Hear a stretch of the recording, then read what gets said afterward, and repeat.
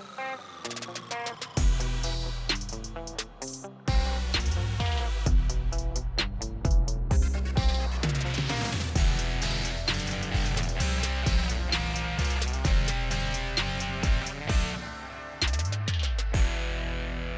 guys, welcome to the Hey DJ Show. I'm your host, DJ Jimenez. Thank you guys so much for tuning in.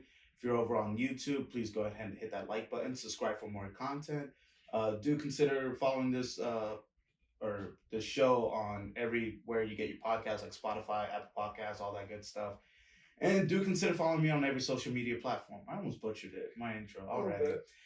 With all that boring stuff out of the way, I'm happy to introduce my next guest, Alek Chamberlin. Yep. How you doing, Alek? I'm good, man. I'm doing all right. How are you? I'm good, man. Thank you so much for being on here. We're gonna talk about some fun stuff. So I'm glad to be here, man. Yeah, man. No, hey, every one of my guests, like I can't say this enough. Like, it really means a lot when you guys are not only interested, but do take the time to come. So yeah, no, I love it. I'm glad to be here. I'm glad to finally be here. I mean, we did that behind the scenes like a couple of weeks ago. Yeah. But to be on the actual scene, okay, really cool. So, on a scale of 1 to 10, where's your nervous level? 10 being the most. It's like a 7. So, I'm a burnt chicken nugget from a couple of NASCAR races over the weekend. So hopefully the redness will even out. But over time, I'll figure it out and get more calm. All right, man. So you are a huge NASCAR fan. Yep. I'll be honest, I don't really meet a lot of NASCAR fans. Me neither. Really? Yeah. But it's so weird because now that I think about it, like just when watching your Instagram and your snaps and stuff, there's a lot of people, and it's big organization. Yeah, exactly. I wonder, it's like, yo, where are these all? It blows my mind, right? Because I go to those races and I see like hundreds of thousands of people, and then every time I went to high school, my brother and I were maybe like the only NASCAR fans. Yeah. So I was like, where are these people? Like, I mean, I just don't know. The demographic is definitely skewed one way, but it's starting to grow in terms of like more and captivating of everybody. But I just don't know where these people are. That's what I'm saying. Yeah. It's like, hey, like I almost want to go to one of those races and be like, hey, where do you hang out at? Yeah. Like, no, really. Really? I mean, yeah, no. I know my dad. He likes NASCAR. Yeah. Yeah. No, you are.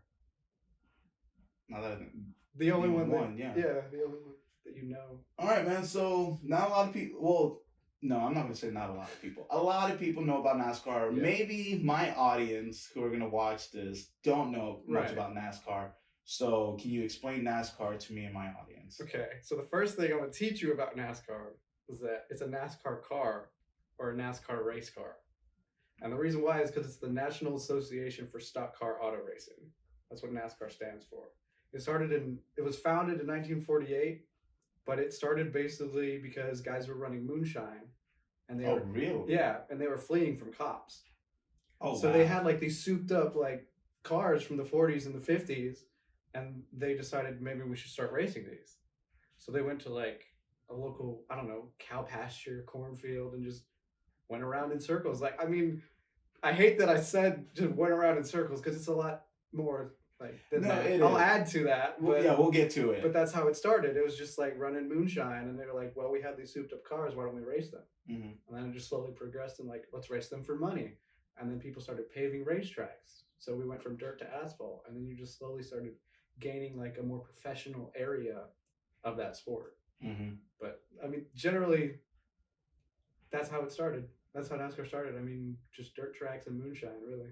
That is hilarious. Yeah, it's so southern. It's hilarious. It's so southern, but it's like it started off like illegal, doing something illegal, and then just a bunch of like hooligans are just like, you know what? I'm tired of the life of crime, and let's do something legal. Yeah, it's like let's legalize it and make sure we can get money. Yeah, it's like that's why they were running moonshine, was to get money. So I mean, you find a different way and just stay out of jail. I'm done with the life of crime. Exactly. That's all it took. That's hilarious. I never knew that. Yeah. I mean, I know you could easily, like Google it, Wikipedia, whatever. But no, I'd rather have you explain it. Yeah. That's hilarious. All right, so what got you into NASCAR? My dad. Yeah. From earliest I can remember, it's just my dad. I mean, my brother and I just every weekend, we would just sit there with my dad, and he always had this story of like him holding us, like as babies, and like he would just have the race on, and then the earliest memory that I have is of the 2004 Daytona 500. So at that time, I would have been 5. I know this is late in terms of like memories for NASCAR. I have an earlier one, but my first vivid memory is this. It was Dale Jr. winning the Daytona 500, and I like remember us all in his office.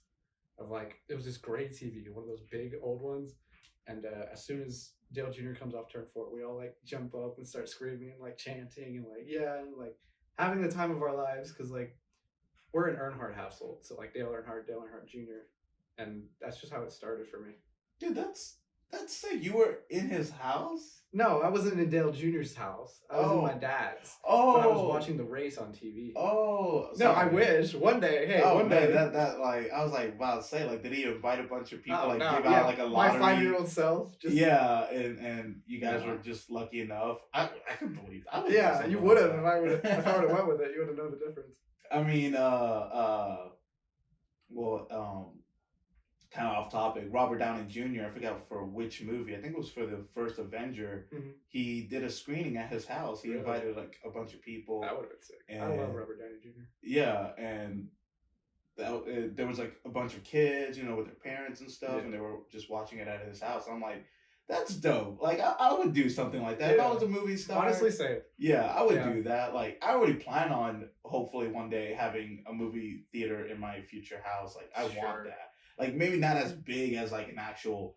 It would definitely be labeled a theater room, yeah. Yes, it would be a theater room, and then over time, I will try to upgrade to make it, like, nice and bigger and stuff like that. That if I could host an event, like, like a small event and invite people... Okay, that's dope. How many people would you fit in there, though? How big is said room? My goal... Like, if you're inviting people, I'm assuming at least 50. Oh, see, mine's smaller. Like 25? Yeah. Okay. But still, like, that's a decent sized theater. Yeah. No, that's what I'm saying. Like, and I could see, like, if I was this big movie star, obviously I would have the money to be able to make it bigger. But I would legit, for like all my movies, I would do something like, to have like, hey, I want to interact with the fans and stuff. And like, how dope would it be? Like every movie I released like this lottery that would be if cool. you get it, then you're invited to my house. You get to meet me and just genuine self, and we'll watch my movie. Sick. Okay, so maybe I wouldn't have the theater room in my house. I would have it on the outside, still on the same property. But if I'm inviting fans, I don't want them messing with my house. Like, I mean, like, it'll be like an adjacent. I mean, we're getting into the semantics of it, but like, the goal that's a cool idea. Though. The goal is I want them to, hey. I'm going to be here, only a limited people. I think it'd be dope. That reminds me of, like, NASCAR stuff. Like, when Chase Elliott won a race one time, he flew to Dawsonville, Georgia at the airport. And then there was, like, a line of fans just, like, there to welcome him back home. Because the race was, like, not in Georgia. So, and the basically just, like, drank there, had beer, like, at the airport. Nice. With his fans. Just, like, chilling. I was like, I would do that. Yeah. It's all about that fan interaction. It's all about that fan interaction. Yeah. I mean, I'm not saying like, oh man, you have to do it like all the time, but I think it'd be cool if you did it somewhat often, where you're known for that. Yeah. I mean, everybody. No, that's a to cool each idea. their own, but that's what I would be. Yeah, I like that idea. Yeah. Speaking of fans, I brought a gift. We're doing this now? You talked about this. I was like, we're doing this now? Yeah. All right. Because, like, I want you to use it. Oh. On the show. Oh, man. Yeah. Okay. Right? So you don't know what this is, right? I don't know what this is. Okay, you brought this box in. I'm not going to lie. I thought you got me a hat. Like, like a custom hat or whatever. And I was like, oh, man, this would be dope. Okay. So that's what I thought. But you have a big old box. So so I thought about hats. But you don't wear hats that much. At least on the show. I think I wore it a couple of times, but yeah, like I have like 120 plus hats. You do. I saw that. I love you my take hat a snap. collection. I do like that. It's cool. So here it is. All right. I'm a little nervous. You're a little nervous. Okay, so I'm not gonna lie to you. There's 3 things in here. Dude, you went too much. But I didn't though. Do I have to close my eyes? Yes. Okay. Oh. Man. So they're 3 of the same thing. I was a little like, okay, you can open now. Open. Oh shit! So there's 3 of these.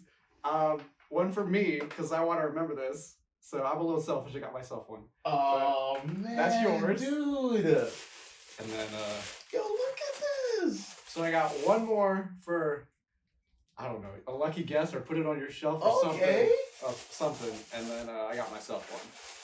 All so that's what this big box is. Dude, that's what's up. Sometimes, like, I mean, my buddy Zach is gonna feel a little jealous. I usually use my Dragon Ball Z Vegeta mug, but no, I saw that and I was like, I don't know if he's gonna use mine, but man, I gotta clean this. But like, I know, right? See, I almost cleaned them before I got here. Yeah, and I just ran out of time. Oh my god, I just ran out of time, man. Dude, thank you so much. You're welcome. Oh my god, I thought love it. Was a cool idea. I freaking love it. I'm glad you like it, man. I can't tell you enough how much I love the logo. Yeah, like, no, it's a great logo. And I owe it all to 2 people, Eric Vasquez and Neil Michaels. Big shout out to those 2. Like Eric, he did the silhouette. He did that he's an amazing artist. He did that in no times flat. I literally you'll appreciate this. So I was thinking about it, like Eric was trying to guide me through like designing the logo. Yeah. And I was picturing a silhouette and I was like, it needs to capture like how chill I am. And I'm sorry, I totally hijacked the show. No, you're good. No, we got time, man. Like, yeah, real quick. Yeah, no, don't worry. So I pictured Tom Holland Spider-Man where I have that poster. Yeah, where he's laying down and stuff and listening to music and stuff. Yeah, he's just chill. I was like, that one. Yeah. Like I want something like this. Maybe I'm holding the microphone. Yeah. And so he designed that, and so he couldn't illustrate it, but he designed the silhouette again in no time flat. It literally took him like 10 seconds. It was amazing to see an artist work that fast. And then I took it over to Neil and I was like, hey man, can you make the logo pop now? Here's the silhouette. Yeah. He said, give me 3 colors, and 2 of my favorite colors is red and black. Same. And then I was like red, black, and I guess white, because what else can go with white those colors? Make it pop, yeah.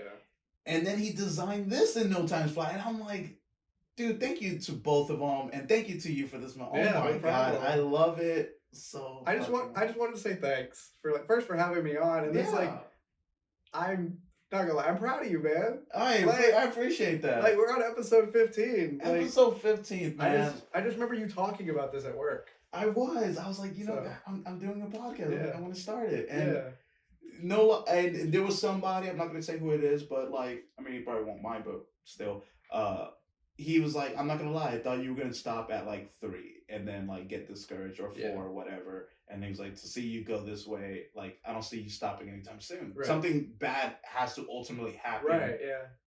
So, man, no, it's a blessing. Thank you so much, man. I love it. You're welcome. And yeah, I'm gonna have that for the guests and you for one. Oh man, it's great. It's there great. You go. And you guys witness history. Yeah. So that's why, if you remember, I asked you if you were right-handed or left-handed. It was like a couple of weeks ago. I mean, but that's such a. It was so subtle. Yeah. Like it was such a random question. Yeah, I was like, just went over your head. But that's why, because I wanted to know what side to put the logo on. Ah man. Yeah. There we go. I seriously thought it was gonna be a hat, and then when you brought the box, I mean, if you want a hat, man, the mug, because I use mugs, and I definitely have it on the show. So yeah, there you go. You outdid yourself, man. All right. Am I still day one? You're still day one. All right. I'm glad I kept that. He's one of the day ones. So like he got demoted for a little bit, and then he's probably you never. All right, man. So going back to you, because this is supposed to be for you. Yeah, this is my show. So fuck this. All right. So who's your favorite racer and why? My favorite NASCAR driver of all time is Dale Earnhardt Jr. He drove the number 8 from, I believe, 1999 or 2000 was his rookie year, but he ran a couple races in 99 to 2017. And he was just the driver that like my whole family just like gravitated towards. I mean, is it his personality? Is it probably racing style? It probably mainly started because he was the son of Dale Earnhardt, which my brother and my dad loved, and probably the main reason why I loved Dale Jr. is because he drove a red car, and so like I'm a little kid, and I'm just like I like how that car looked. Yeah. So that's how it starts. Yeah, it was just like so I gravitated towards that, and I grew to love the number 8 because that's the car that he drove, and then it just slowly like bled into more and more and more. I mean, I didn't even care that he was sponsored by Budweiser. Like I'm a kid. I'm not thinking like that. My dad was like, of course, he drinks beer, but like as a kid, I was like, that's a cool red car that's going 200 miles an hour. I remember my brother and I on like hat day. It was like middle school hat day or something, and we both had Dale Jr. hats that had an 8 on it, and it had a Budweiser logo on the back. And I was like, what? It's a cool hat. I'm gonna wear it. So we go there to school, and they're like, you can't wear this. And I'm like, why? Like, as a kid, again, I don't care. Yeah. I look at the 8 and the red hat, and I'm like, this is what I want to wear. And they're like, because it has beer on it. And I was like, what? I probably didn't even know what Budweiser was. Exactly. I didn't know. So they were just like, okay, here's the compromise. So they got like masking tape. I was about to say, if they don't do that, like, it's not a big deal. Yeah. And I mean, because supposedly it would influence kids to drink underage. But see, and what's kind of funny about that is that, like, you and I are a great example, but you in the story is the fact that you didn't know what that was. You wore it literally for the color. They're the one corrupting you in a way where it's like, it's beer. Now they're telling you about this when it's like, I wore it for the number and for the color. That's it. And you're the one telling me this new information. Exactly. Whatever. So I get it, but still. I get it if it was that serious. Yeah.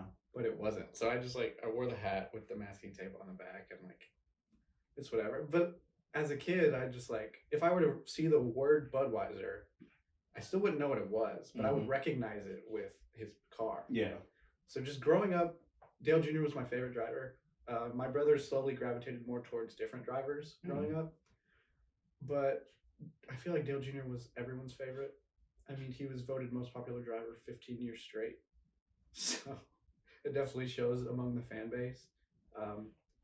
But yeah, Jr. was just my favorite driver. I hope to one day work for him because he has a race team. But that's the end goal. I mean, he's just influenced so much of my life that I just started to realize through over the past couple of years of because I feel like everyone has one or two things that literally has molded them from childhood. For sure. So I feel like me, it's NASCAR and Star Wars, and it's just I'm learning more and more about it. But yeah, that's why Dale Jr. is my favorite. And I got to see him run his final Cup race in 2017. Oh, he's retired? Yeah, he retired in 2017. He runs a couple lower division races once a year. So I'm going September 11th to watch that this year. Nice. But in 2017, I cried. They did this big ceremony of Dale Jr. going across, just saying hi to the fans in his car. I mean, you can't see him, but he's just going 50 miles an hour, just hand out the window, waving. And there was this big banner that said, "Thank you, Dale Jr."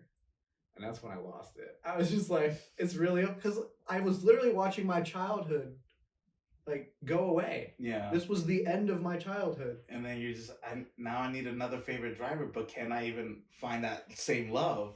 No. I don't think I will ever find that same love, but I do have a favorite currently. Okay. He is Martin Truex Jr. So I like a lot of juniors apparently, because I also like Bubba Wallace It's Jr. cool that it runs in the family. Yeah, well, yeah. So Truex Jr. is a different family, but he has obviously the junior name. No, not Dale Hard Jr. I'm saying that there's juniors as in their fathers did it and now they're doing it. I think that's pretty cool. That's true. I like that. I like that with anything, whether it's business, people served in the military. It's my father, my mother did it, so I'm doing it. I like that. I think family that's line cool. of it. Yeah. But so I've gravitated more towards Martin Truex Jr. now because he still races. He's probably got a couple more years left before he retires. But he was friends with Dale Jr. and he raced for Dale Jr. So there's a lot of connections to Dale Jr. and that's why I still like Martin Truex Jr. But the love and the passion that I have for Dale Earnhardt Jr. I don't think I'll ever find with another driver. So sorry about that long segue. No, The longer the better, man. That's what she said. Anyways, so I'm guessing racers, because I'm into the UFC, Right. so I could definitely see somebody who's not into the UFC to say, like, how do you pick a favorite fighter? Is it just because he or she is good? Like, and I mean, part of it is that, like, they gotta have a good record. They gotta be hungry for it, like the way they train, the way they talk with their conferences and stuff, and the whole personality. So I imagine that's the same with racers. Is that you go with somebody who obviously is good and slash like has like this, I guess, personality during conferences that you resonate with. For sure. I mean, for me at least, now I'm starting to, especially with the younger drivers, I'm starting to see like up and comers, of like people that I've actually raced with on like iRacing and stuff. Yeah. So it's like I see where the line is, and I'm real simple. Like if like I met Alex Bowman yesterday, who's another NASCAR driver. Yeah, I saw that. Yeah, I got a picture with him, and he was really nice. Like, he didn't have to be. He literally, like, he did a Q&A session, and then afterwards, he just literally stood there and signed and signed and signed for all the fans. And, like, that just means so much to me. Like, he didn't have to do that, first of all, because I'm sure he had to go do something else for another sponsorship. But the fact that he's taking that, like, 1 second out of his time to, like, because one thing that I've noticed and I've tried to realize is that, like, never underestimate the impact you can have on a stranger. Oh, for sure. Because that's what happened to me when I went to Atlanta Motor Speedway in 2004. I was 6 years old in October. It was after like a practice and qualifying session. My dad snuck us into the infield. And I still have this hat of Martin Truex Jr. signing it. He was the first one to sign it. But he was like on a golf cart.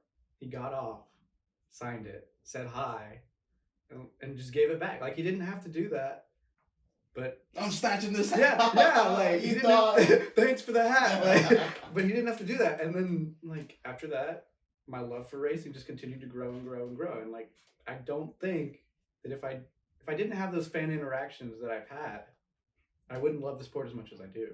Nice. Yeah. That's what's up, yeah. So in terms of, like, for me, it's just people that I grew up with. Those are my favorites. There are a lot of people that brand identity.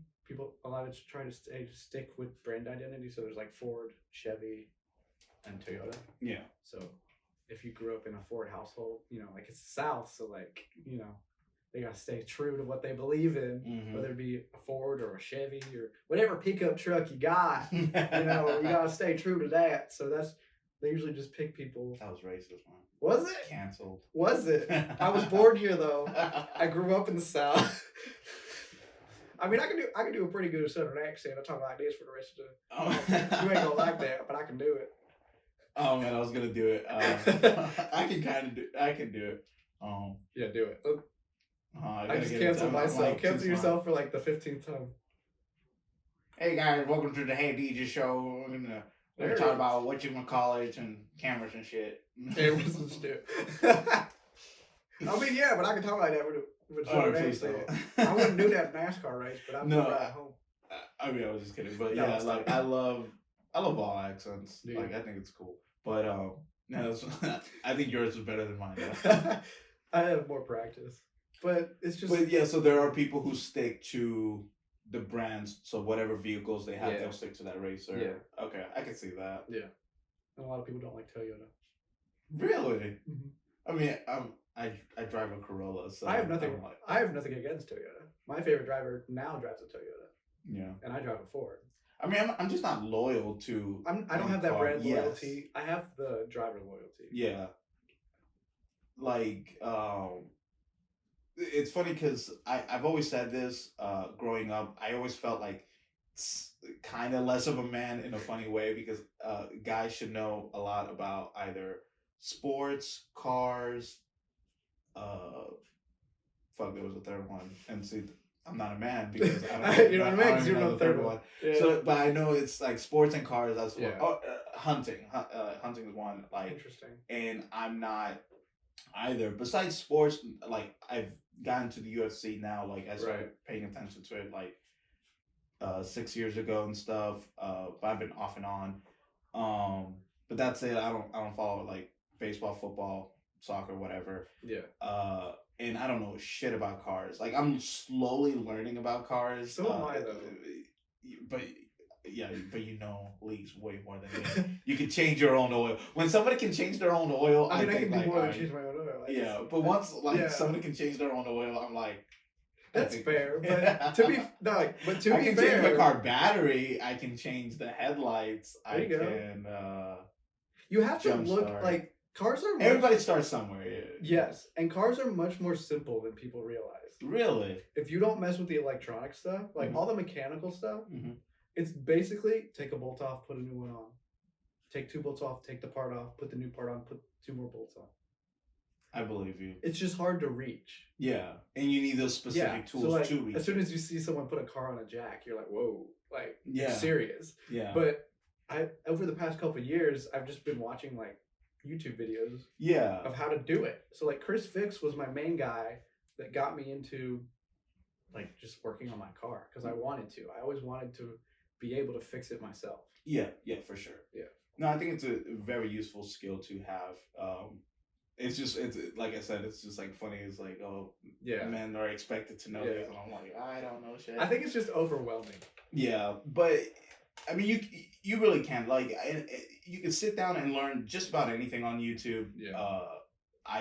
Before the podcast, I did not know shit about editing, and I literally sat down and watched like hours on hours on how to do just the basic form of this, because I know people who are, master at editing and stuff will look at this and be like, that's so basic, I could do it in a couple of minutes. For me, it's still a challenge, but I finally I've definitely progressed from episode 1 to now. I've definitely progressed. No, for sure. And that's the thing. Like everyone has to start somewhere. Everybody has to start somewhere. And I do know that. It's just like still, it's like, oh man, I look at the car and I'm like, oh, I don't know shit. I don't know where to start. YouTube. That's true. I get that. Yeah, but like because what I was gonna say is like with brands and stuff like that. Toyota, Ford, whatever. Is that like I really wish I could pay attention to the specs of cars and stuff, and then I'll have a different opinion, a different appreciation. Right. And I can see fans like that. It's like, oh, I'm diehard Ford. No, I'm diehard that. Like I know that they see it in a way. So I can go on in a circle about that, but I'm pretty sure that they can defend why they like this. Like, oh, it could the racing can change, but I'll stay with the brand because of this record. Yeah, or it probably just goes down the family line. Like that's their grandpa had a Ford, their dad had a Ford, they have a Ford, and it just like. Yeah, but I feel like it's okay to continue down the line just as long as like you're able to articulate. Exactly. Yeah. It's like why will you always stick with Ford and not other brands? Not just because my family has. Yeah. Like it's like that could be a reason too. I get it, but like there has to be another reason. Yeah. It's like, okay, well here's the specs, here's their history and all that stuff, and I'm like, oh, okay, that's fair. Yeah, I get that. So what made you? We talked about this at work a couple of days ago. You were telling me that one of the golden era in NASCAR was the late 90s and early 2000s. So what made that era great? Like plain and simple. First, I'll just say the cars were harder to drive. Really? Compared to now. They had. Well, I mean, I can see that when you put in that statement, but yeah. So there's a thing called. Say like, oh, in the 60s they were harder to drive than the 90s. Well, duh. Well, they didn't go as fast in the 60s. They were up there, but what I mean is like, okay, so late 90s or early 2000s. My brother wanted me to specify with this. Okay. The early 2000s goes to like 2006 in the idea of the golden era. So in late 90s, early 2000s, there's this thing called mechanical grip that we don't really have now. So mechanical grip is basically you're not reliant on the car body itself. You're reliant on what you do to it. So like you make adjustments, whether it be like the track bar, the wedge, basically the tire, like everything that the driver is in control of. And in the late 90s, early 2000s, they had insane horsepower. Mm-hmm. Not really late 90s, but more early 2000s. They increased horsepower. So now what I'm saying is like, the reason why my brother and I believe that it's the golden era is because you had to drive the car. You had to actually drive it. Nowadays, we have in the Cup Series, so there's 3 levels: the Truck Series, the Xfinity Series, and then the Cup Series. So the Cup Series right now has what we call, high downforce, low horsepower.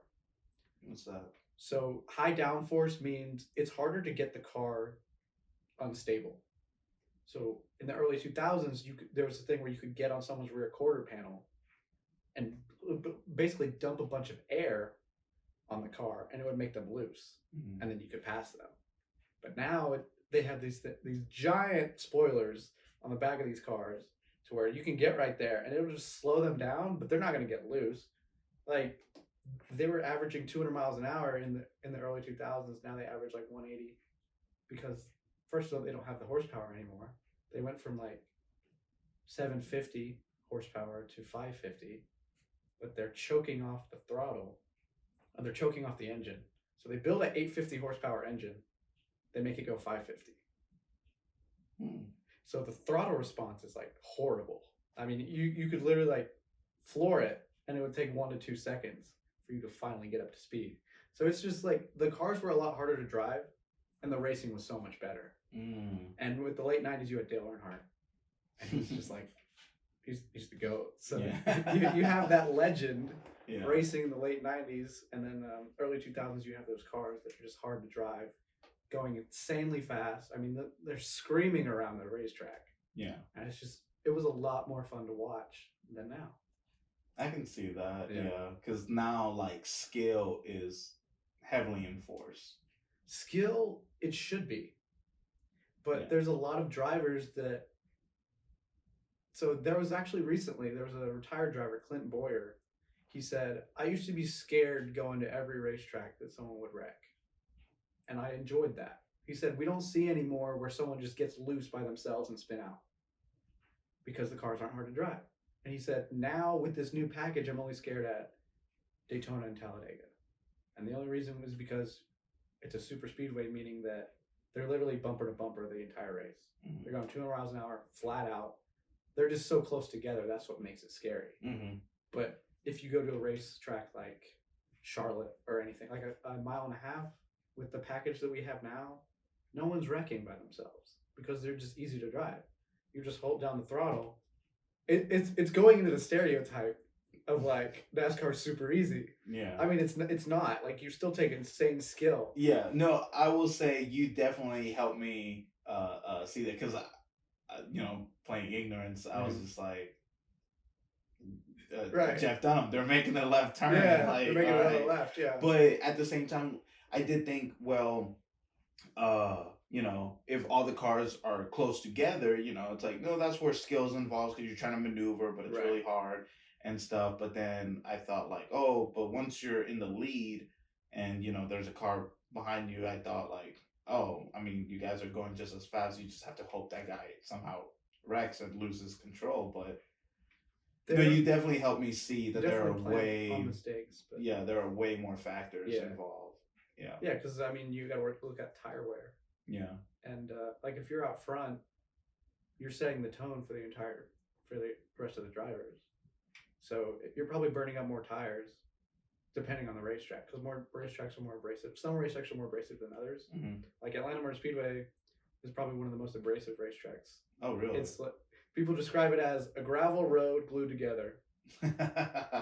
So, like, if you're going 180, 185 miles an hour on that thing, like, it's a cheese grater on those tires. I mean, now they're repaving it, and they're actually tearing it down, like, today. Really? To repave it. How often do they repave it? It's been like 24 years. Oh, wow. Since they repaved it. Oh, see, I was thinking because how often they race, that they repave like at least several times a year or once a year. Oh, like... really? No. See, drivers don't like repaves. Because there's no character in the track. Oh, I like that. Yeah. So they describe it as character, and it's just like it becomes a one-lane racetrack to where everyone's just racing on the bottom because there's no grooves yet.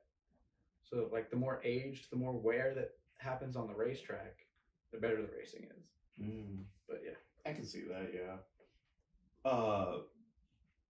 But yeah, okay, I can see. Yeah, like how you just explained where there's no danger in a way. not as much as there used to be. Not as much. Yeah. And then you mentioned Dale Earnhardt, and so I was looking a little bit into this, with his legacy and his death, and how like, correct me if I'm wrong, unless they didn't update this, he was the last person to die on the track today. In NASCAR? Yeah. Yes. Yeah. Yes. And then after that, there was a huge movement to safety improvement and stuff like that.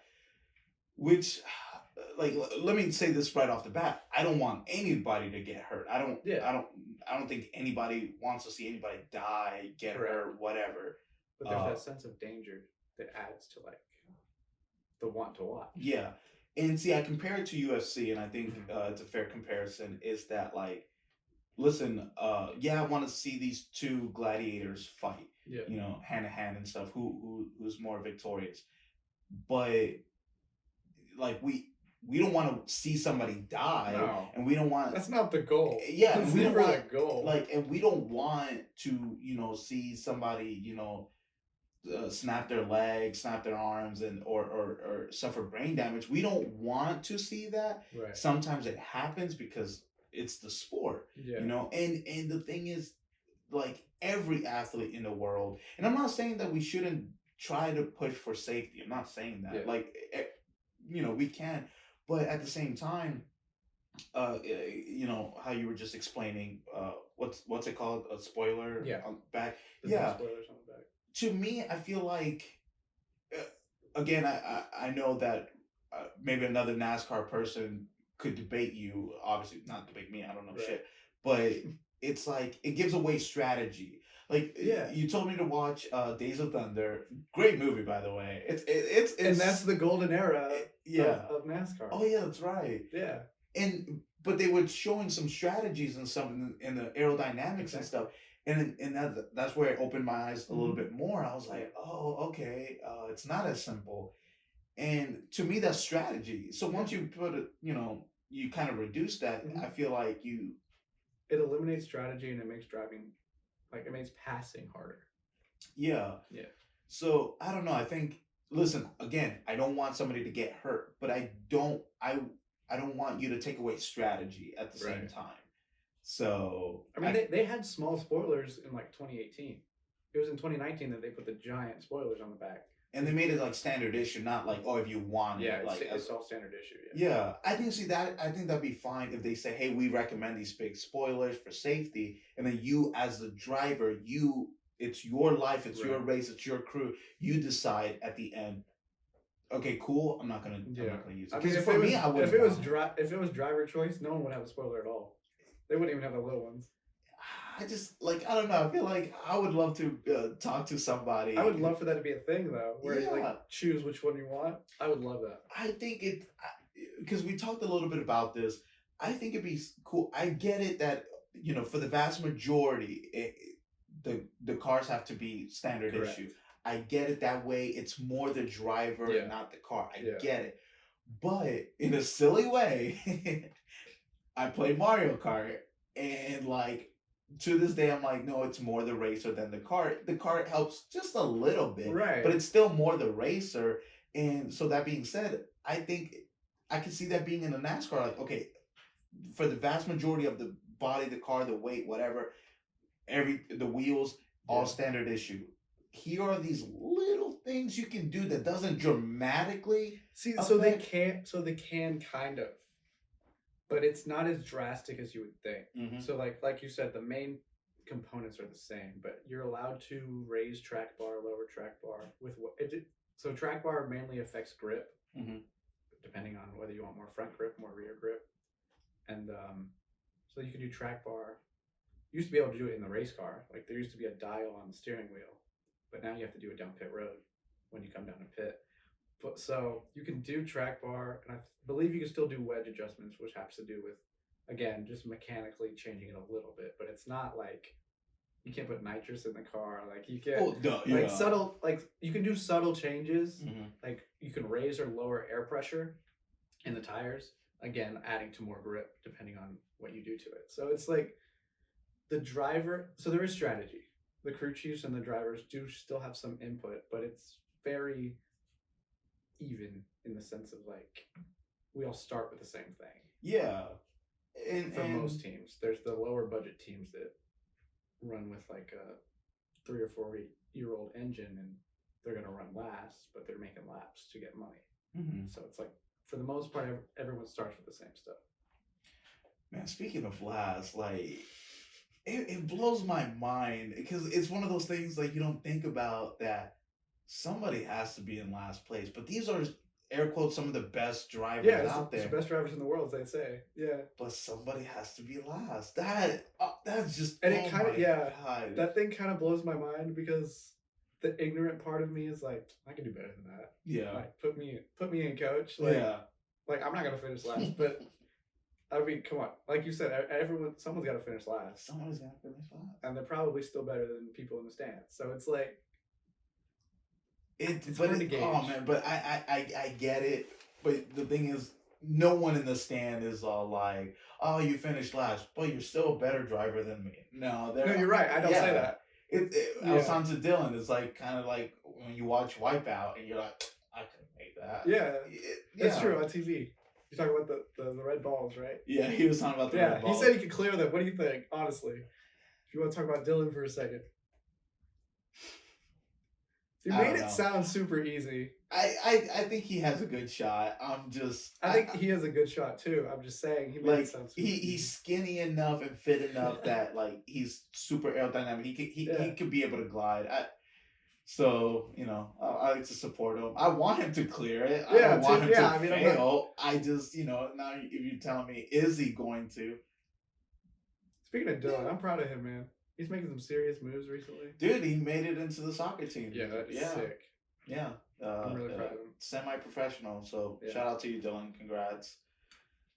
But yeah, no, it's just it is mind blowing. Like somebody has to be last. It sucks. I don't care who you are. That's probably not a good feeling. Oh, it's not. Yeah. Nah. No. I came in last, but you know what? I was out there. How often are people here? I'm living my dream. Okay, cool. Your dream wasn't to be in last. Your dream is to win races and championships. Yeah. So I would probably think the glad to be here like 2 or 3 days later. But not. Oh, they're just saying that for the press. Yeah. Not when I'm getting out of the race car. I'd be like, I'm not satisfied. Yeah. I'm not happy. God. I mean, people are upset when they finish second. Yeah. So can you imagine finishing 40th? Out of 40? Like, my favorite line. One of my favorite lines, really, in the world is Drake. It's in one of his songs. Second just means you're the first to lose. Yeah. I love that line. If I could get that tattooed on me, I so would. Second just means you're the first to lose, and I'm like, nah, I'm not gonna settle for second place. Yeah. There's a very similar quote in NASCAR. Second place is just the first loser. Yeah. And then you got like Talladega Nights. I mean, like, yeah. First or last, but like I don't. Yeah. But yeah. No. That's I'm pretty sure Drake took it from NASCAR. So. I mean, I don't know. I'm not gonna like. I'm not gonna. I'm not for sure, so I'm not gonna. But no, yeah. But I mean, NASCAR's been around longer, so whatever. All right, moving on. So yeah, we talked about strategy. We talked about, you know, there's little changes you can do to a car. There's so many factors that can go on in a race. So like, how often do you see like a big comeback? And you know, like you don't have to have like the specific stats, but is it common? Is it oh yeah, it's a comeback, but if you're in how many racers on average in one track? In the Cup Series, there's 40. 39 to 40. Like, how often do you ever see like, oh, you know, you're in 30th, you can still make it top 10, or is it like, oh no, you don't got a shot, maybe you can make it 20? So how often do you see like a comeback? There's a lot of factors for that. Yeah. First, I'd say depends on the driver, because like the higher level of equipment you have, like the better the race team is, the higher level of equipment you have. I mean, it's all still the same, but like you have a better engine than the guy running 40th.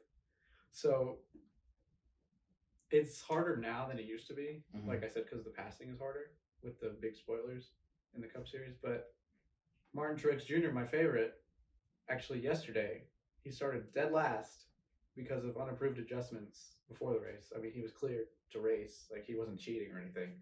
It's just he didn't pass inspection. So he started dead last. He finished third. Oh, wow. Yeah. He just needed more time. Like, he was chasing the leaders, and he just needed more time. So if you have a good car and you are a good driver, it's very possible. Again, that happened to Noah Gragson in the Saturday race, so the Xfinity Series. He had a puncture in his tire coming to the green flag. He was the leader. Coming to the green flag, he pulls off down pit road. Everyone passes him. He changes tires. He does a great job by getting off pit road so that people don't pass him, so he's not a lap down. So he's in front of the leaders, but he's still last. And he finished third. Oh, wow. Yeah. So depending on how much time you have left, I mean, if there's 10 to go and you're coming down pit road with a punctured tire, you're not going to win the race. You're not going to finish third. You're gonna Not with that attitude. Not with that attitude, but you need to catch a lot of breaks. Yeah. Is what I'm saying. So like, you can have these issues and you can overcome a lot of issues if they're early, which is fine. So like, Truex had, I think, 3 issues on Sunday. First, he started dead last. Then he came down for damaged fix under caution, so that took more time. I think he got like a speeding penalty or something. So that was 3 like things he had to overcome, and he still finished third. So depends on the driver, depends on what kind of car you have, depends on the track, and depends on how much time you have left in the race. That's what I'd say. But you do see a lot of comebacks sometimes, but it's only on a select few of drivers, not everybody. Yeah. Yeah. I'm talking a lot. I'm glad. I'm digesting this all of it. Like I'm picturing it. No, you're doing a great job explaining it to me. It. So, with kind of like piggybacking off that, I won't say how often, but do you ever see like a Cinderella story, like a big underdog, this either rookie or this guy who has like air quote cheap car, whatever? Yes. Oh, okay. I've seen both of those. So 2011, it was this guy's first, I believe it was his first ever Cup race. He wins the biggest race of the year, the Daytona 500. Nice. It's the first race of the year. It's his first race ever in the Cup Series. Wow. He wins the race. He was Wait, I thought you had a race like... He was like 20 years old. I thought you had... Wow, holy shit. Yeah. Makes me think like, what the fuck am I doing with No, I think that all the time. Because there's younger drivers in the Cup Series, and I'm like, I'm older than you. What am I doing? I'm older than you. I'm older than you. I'm older. It's just getting worse and worse and worse. I need to get there, man. I went to a Braves game with my brother. Right, that too. And there was like this really big baseball player, freaking beer and everything. He looked like a legit man. He looked like a 30-year-old man. Yeah. And my brother goes like, yeah, the dude's 19. I'm like, I'm sorry, I need to see a birth certificate. Bro. He's like, yeah, you can't even drink. And I'm like, wait, what? I agree with that, because there are people in college that look older than me, and I'm 23.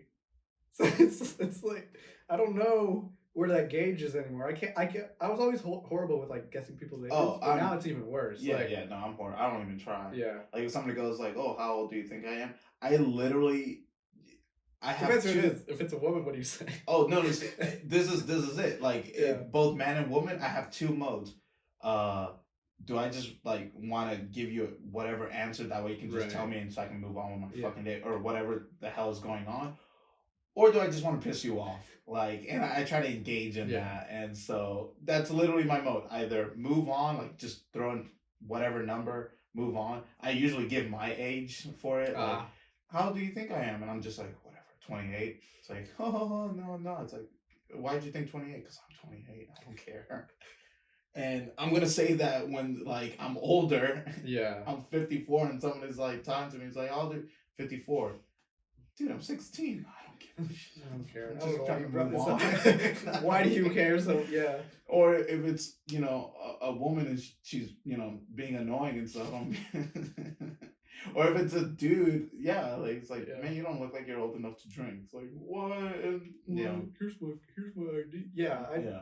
I don't know what happened, but I can't. Some of those people look way older than they actually are, and it's crazy. Yeah. But yeah, so it does happen sometimes. Yeah. So the lower funded team happened this year in the Daytona 500. Oh wait, I'm sorry. Let me go back to the thing. It was his first race in the Cup Series. So he raced in the Xfinity and trucks. Oh, okay. It wasn't his first NASCAR race ever. Oh, okay. Sorry. That's still impressive. No, because still he never impressive. been that car before. Yeah. No, still impressive. It's just No, like, it wasn't like golden fucking ticket that you receive. Right. You're just chilling in your couch. Hey, do you want to race in the Daytona 500? I guess. Yeah, whatever. What better thing to? Hey, honey, cancel the dinner reservation tomorrow. I'm racing the Daytona 500. Like, okay. No, it's not like that. I mean, there's still like silver spoon people. For sure. That's everywhere in the industry, but it's not like that. And then the lower funded guy, Michael McDowell, his team.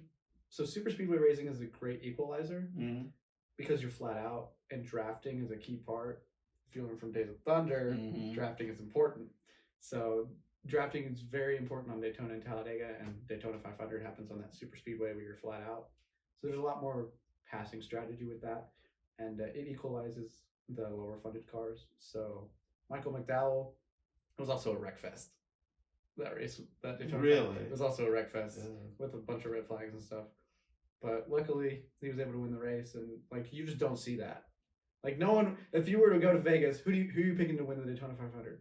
Michael McDowell. Like you could have made serious money, but you're not, like, mentally before the race, you're not picking him. Yeah. So it was like underdog stories like that. They do happen, but it's becoming more and more rare, I guess. Well, it needs I guess to be. That's the point. Yeah. No, I wouldn't want that to happen all the like every week. A new driver. You're just gonna then pick rookies and stuff. I mean, hey, great. Yeah. And I mean, I have a fighter's mindset. It's like I don't want people to pick me. I want everybody to be against me. Why? Because it's that much more rewarding when I win. When I finally win, and I'm like, haha, y'all didn't pick me. You doubted me. Yeah. So I get that. So let's talk about Dale Earnhardt a little bit. So you say he's the GOAT. What makes him the GOAT? It's his driving record. I imagine so. It's like everything. So he's the Jordan of NASCAR. Yes, all right. He really is. And I actually talked to my brother about this yesterday. I was like, "Do you remember the moment when I didn't think Dale Earnhardt was the GOAT?" And he just like laughed. He was like, "I was like, was that a rough time for you?" And he was like, "Yeah," because I just didn't admit it, and I didn't. As a kid, I didn't love NASCAR as much as I love it now. Like I loved it, but like my brother, now it's like debatable who's the bigger NASCAR fan in the house. But before it was my brother. Like, does he collect hats like you? Yes. Nice. He doesn't have as much money right now, but he will. He will. I'm putting that into existence, but it's just like, yeah. So as a kid, I was like, Dale Earnhardt's cool, but he's not the GOAT. And then I just learned more and more about him. So he was a blue collar worker. Like he worked at a mill, and he was like, I want to race. So it's like it's not like he was given money. He built the cars that he raced. He worked his way up just like everybody else. He started off with a crappy car, made solid finishes with that crappy car, and just slowly started building an image. And he's the GOAT because he's changed so much about NASCAR. Yeah. He basically invented the idea of like merchandising yourself for the fans. So like before then there wasn't really like hats or shirts of your favorite driver or anything, or diecast, which the cars that I have. So he basically like allowed for that to happen and figured out a way that where you could merchandise at the track. So that's one of the ways. And then his driving style is amazing. He was the Intimidator for a reason. I mean, he took no crap from anybody. But I don't know. I love so much about the story of Dale Earnhardt, just because all he wanted to do was race. Like there's an image, or I guess a video, of where he broke his collarbone Mm. And he raced the next week. But there was a he got in a wreck, he got hurt, and there was a Indianapolis, and he comes down pit road because they told him to get out. The race before that, he stayed in, hurt and everything. But this one they told him to get out, and so they put the relief driver in. And as you see the car leave pit road to join the race, Dale Earnhardt sitting on the pit road, like, and you see see him getting emotional, and the guy that was like interviewing him, and he was like, that's his life. He's watching his life drive away. Like all he wants to do is race. Mm-hmm. So it's like it's the fact that that's all he wanted to do, and like he's willing to do anything to be the best. Yeah. So it's just like he's the GOAT because the fact that he came from nothing, the fact that he was willing to work so hard, and just his on track persona of like taking no crap is what I really like. And then he was just willing to do whatever it took. Because like I think I showed you that video of him at Richmond where he had mud on his windshield, and he goes, "Guys, I'm gonna be off the radio for a couple minutes." Gets out of his car, still driving the car, with like his butt on the windowsill, wiping away the windshield with his hand, and then gets back in the car. I was just like, no one. I mean, you can't do that now. You sit in cocoons now. You can't leave the car. But I wish you could. Did he win that race? Oh, that's awesome. Yeah. Oh my gosh. No, see. So it's just stuff like that. Yeah. That's. Oh man, like it puts a smile on my face. Exactly. It's badass. It is. It's badass. And see, that's what makes me mad with some rules and regulations. Like, oh, we're trying to limit that. I agree. It's like, dude, that's literally he didn't have to. No one forced him. Something in his head said the golden question that I get told in my head. No one says it to me. How bad do you want it? Exactly. That's it. He was like, I want it this bad. So he had two options: come down pit road, lose the lead, and have his crew clean it, or under caution do it himself. Yeah. But you're right. Like we can't do that now, and that's like one thing that I don't like about sports. Yeah. Is that people? I mean, I agree that we'll never see another Dale Earnhardt, but I don't think you would be able to. Exactly. There are way too many red lines preventing you to be that. As soon as you put down the window net now, they'd be like, all right, you're done. You're done for the race. Really? Yeah. Like they'll stop you? Just because like it's so hard to put it back up. You used to do it. Now it's so tense. Like it's so taut. Yeah. To where you can't do it yourself. Your crew has to put the window net up for you. So if you take it off, you can't put it back on. Days of Thunder and Tom Cruise was just like pop, pop, pop. Yeah, exactly. Yeah. Like you can't do that now. It's just like I hate when stuff like that changes because what makes the sport great, you won't allow for anymore. Yeah. Damn. Now we gotta band together. We gotta get. We some people do. to be like, listen, you're killing the sport a little bit. Like, oh, believe me, the people cry out all the time. Oh my god! Giant ass spoilers on the back. But see, that's my thing. It's like it's personal responsibility. It's choice. Like, no one forced him to. There'd be a God forbid. I mean, I know he's passed, but still, God forbid that his coach was like, hey, do this, and he's like, I'm kind of uncomfortable, I don't want to wipe it, like that's just dangerous. It's like, no, do you want to win? And then he dies because of that, and it's like, okay, that would make sense. Okay, maybe, but you're gonna put that rule after he does that, and it's like, yeah, you were okay, you won first, but we can't let you do that. What? Exactly. I hate that in sports where it's like he wanted it that bad. If other racers who pull in the pit, they didn't want it that bad. I mean, I don't blame him. I'm a little pussy sometimes. I'll be like, fuck this. I can't see shit. Like, but he wanted it that bad. Don't stop somebody else from doing. I agree, because there was another thing. It was Sterling Marlin in a Daytona 500. So he had damage on his right front. There was a red flag, so all the cars are parked on the backstretch. They're cleaning up an accident or whatever. He gets out of his car. This is like, I don't know, early 2000s maybe. He gets out of his car. He looks at his right front fender, starts pulling on it. He's like, I'm gonna fix it myself. Like, it's a red flag. The NASCAR officials come up walking on him, and they pat him on the back, and they're like, whoa, you can't do that. First of all, I feel like you should be able to. in a sense of like, it's a red flag. I'm the driver. I want it more. Like, I have to get back in the car and make sure that I'm, good to go anyway. So they pat him on the back. They give him a black flag, and he has to go to the end of the line. Wow. And I'm like, that was a Dale Earnhardt moment. Yeah.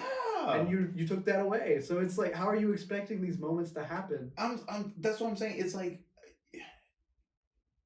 if I can see myself being like, whatever, the president of the organization, like, I have final say of the rules. Yeah. I would say something that, like, yeah, your pit crew, if they try to tell you something over the radio of something, kind of dangerous, whatever, it's like, maybe that's a no-go. But if the driver, it's a dangerous, I get it. You don't want no one to get hurt. You don't, no one wants to see that happen. Like, you have to be a real psychopath to, like, legit want that happen. But I'm not going to stop you from you know what you signed up for. Exactly. It's a dangerous fucking sport. Football is a very, very dangerous sport, and you're not going to stop them from they're still going to in UFC and all that stuff. When does it end? Exactly. That's you slowly see the sport change more and more and more. And sooner or later you're just gonna have to replace people with robots and have them do, and it's not because it's the it's safest exciting. form of sport. Yeah. It's just dumb, and now everybody's just controlling the robots with control. It's not entertaining. It's stuff like that I'm like, why are you, like, agreed. I understand that, yes, there needed to be safety changes to the car. Yes, they did that. Now just let them race. Yeah, and but the thing is, it's like, it's like, oh man, well, I'm trying to reduce wrecks and stuff and all that stuff. Listen, if you're trying to reduce wrecks because of malfunctions and stuff, 100% do that. But human error, skill, you can't account for that. No, like, just no. It's like, again, the wiping the windshield with mud is like literally the most perfect example. He didn't have to do it. Even if he did it, he probably wouldn't have won. But he was like, I wanted this bad. Let me do this. No, it's not let me do this. I'm going to do what this. I need to do, because if I lose, I'm gonna blame it on that. And then I'm gonna sit there in bed thinking, I should have wiped it. I couldn't see where I was going or whatever. But he wanted it that bad. Whatever. The closest thing in recent memory to that is they had Swiffer sweepers. Oh yeah. In the car. It was like a road course and it was raining. And they didn't, and so it was a red flag. You see Carl Edwards stick out a Swiffer sweeper and starts wiping the windshield with it. And I'm like, that's the closest thing we'll get to a Dale Earnhardt badass. That's the closest, a Swiffer sweeper outside the window, because we can't do that anymore. So it's like, oh, whatever. Yeah. So I watch a lot of South Park. You've seen the episode where they make fun of NASCAR and all that stuff. So what is something that people misconstrued about NASCAR? I said the number one thing is that NASCAR drivers are not athletes. I hear that a lot. Yeah. And it couldn't be further from the truth. Well, like, let me play devil's advocate because I still don't know. Yeah. Like, because I'm just like, all right, granted, everybody should be in good shape. You don't have to be there like. There are some drivers that are not so much. But, oh, really? Yeah. I don't know that. But, because it is very hot. I was wondering about that. I was like, man, why they look all muddy and all that stuff. I didn't know that. So you should be, somewhat fit to be able to take the heat and stuff. It's an endurance sport for sure. Yeah. So, like, what is it? I guess, like, in a way, it's like, oh, you're not really an athlete because you're just sitting and you're driving. Yeah, sure, it's an endurance. Sure, like, it gets really hot, but you're not really testing out your physical limitations with somebody. Like, you're not trying to see who can punch harder, who can tackle harder, run the furthest. So what makes NASCAR athletes? I think once you start breaking it down to its simplicity like that, you already like ruined your argument. Not you, but just like anyone who brings, because like baseball, you're just standing there trying to hit a ball. Mm-hmm. If you're gonna break it down into the simplest form, how is that athletic? Yeah. So it's like it is. You just have to look at the little details. So NASCAR, they had a temperature gauge on the side of Kyle Busch's seat. It was 120 degrees in the race car. Fuck that. And they're in that car for 3 to 4 hours. Yeah, fuck that. Nonstop. Yeah. So it's like I've been in a sauna and I'm like, after an hour, I'm like, all right, I'm good. Exactly. And the thing is, it's usually about 30 degrees hotter in the car than it is outside. Mm-hmm. So let's go to Texas. And you're wearing the gear. Let's go to Texas in the summer. Yeah. 150 in the race car for 3 to 4 hours. Mm-mm. And it's just the skill that it So is there training, sorry to cut you off, is there training heat-based, basically, like to be able to endure? I don't know if there's necessarily heat training. I mean, the closest thing that I've done is just like wear a hoodie and sweatpants in like 100-degree weather and go for a jog. Yeah. So I don't necessarily understand or know specifically if there is heat training specifically. There is like endurance training. Yeah. And hydration is very key. Mm-hmm. But as far as heat training, I don't know if there's a specific way. I'm sure there is now. Yeah. Because there's so many different things you can do to be a good driver. But so it's 120, 150 in the race car, 3 to 4 hours. The reaction time that you need to have, those split-second decisions of going 180 to 200 miles an hour. You don't have time to think. You just have to, it's on impulse. Muscle memory. Yeah, muscle memory. So it's like you have to practice that. I mean, that's why I think we did Beat Saber. Mm-hmm. I think that is a great way to learn better muscle memory and reaction time. Because I remember seeing these drivers, one of their things is like, it's like this screen with dots. And then they'll just pop up randomly, and you have to basically do it in time. So like you have to be able to recognize where things are and touch them before it goes away. And that's why I think Beat Saber would be a great way to learn stuff like that. But it's like reaction time, being able to withstand heat, endurance. So there's a lot of times now you get to choose what cooling system you want. So there's a cooling system you can have on the top of your helmet. And there's a cooling system that you can have on your suit, which is like a cool suit. And it basically runs like a cooling gel throughout your torso. Nice. You wear like a special shirt. And it just keeps you cool. I mean, you're still 120, 150 in race car. So it probably keeps you to like maybe 100 degrees for 3 to 4 hours or whatever. But those run off of battery from the engine. So a lot of teams will say, pick one. Oh. Which one do you pick? I was thinking like, you want the cool suit or the helmet? Helmet. I would go with the helmet too. Yeah. Yeah. It's like the body is uncomfortable. Yeah, sure, it sucks, but the head controls everything. And remind you, it's not your regular AC. It's not your regular air conditioning. Yeah. It's probably like room temperature air. Like hot air blowing. It's hot air, but it's not as hot as what you're feeling in the race. So it's like it feels cooler. But it's like stuff like that. The split-second decisions, the endurance to withstand heat. I mean, the danger. I'm sorry, but that would even more reason why if I come in last, I'm pissed off. Exactly. I'm in this car in this heat for 3-4 hours and I lost. Like, fuck all this. You lose about 10 to 15 pounds of water weight. Yeah. Each race. Oh man. So it's like. If I told someone all that information and then they're still like NASCAR drivers aren't athletes, then I'm not getting through to them. Yeah. Like either you're stuck on this idea. What it is probably like they're comparing athletes like, oh well, like they're not like football players, they're not like boxers. Yeah. It's like no, we're not comparing. It's apples to oranges at that point. Yeah. Exactly. We're just saying like first we have to define what makes an athlete. Yeah. And then agree if like, all right, do they constitute as an athlete? I think so. I really do. Yeah.